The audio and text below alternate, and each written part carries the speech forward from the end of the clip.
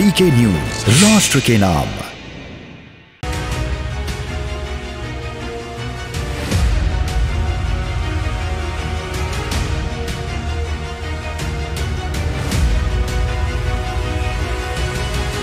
इस जोड़ी को जरा ध्यान से देख लीजिए। ये इन दिनों भगवा चोला ओढ़े घूम रहे हैं। श्री राम का आशीर्वाद लेकर ये भी बता रहे हैं कि हमसे बड़ा कोई भक्त नहीं, पर इस चोले के पीछे का रंग कुछ और ही है।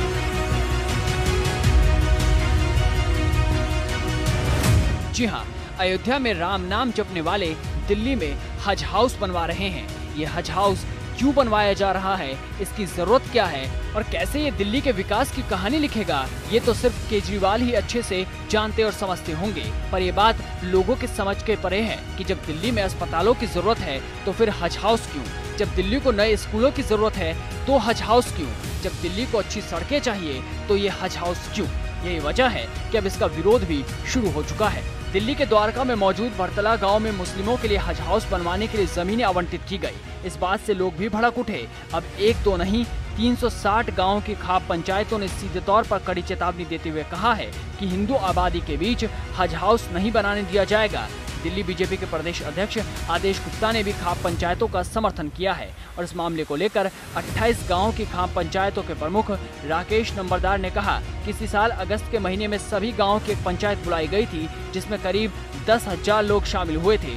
उस दौरान इसको लेकर चर्चा के बाद हज हाउस को अलॉट की गई जमीन को वापस लेने की मांग की गई थी। पंचायतों ने दिल्ली की केजरीवाल सरकार को उनकी मांगों को नहीं मानने पर व्यापक प्रदर्शन की चेतावनी दी थी। हालांकि पंचायतों की मांग को दिल्ली सरकार ने अनसुना कर दिया।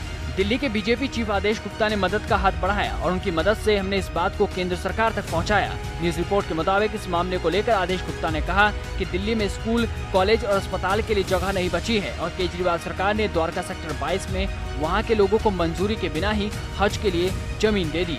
इससे बड़ी विडंबना क्या हो सकती है? उन्होंने गुरुवार को हज हाउस के लिए किए गए जमीन के आवंटन को रद्द करने की मांग की और कहा कि वक्फ बोर्ड के पास बहुत सारी जमीन है, वो चाहे जहां हज हाउस बना ले।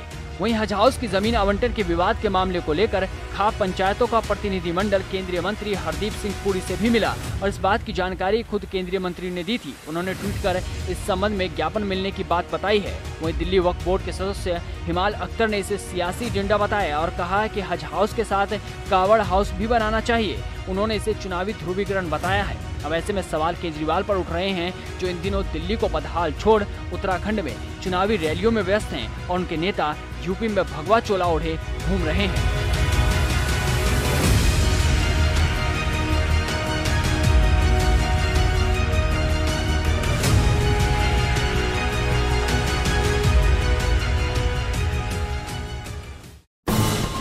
ये है ड्रीम मीडिया नेटवर्क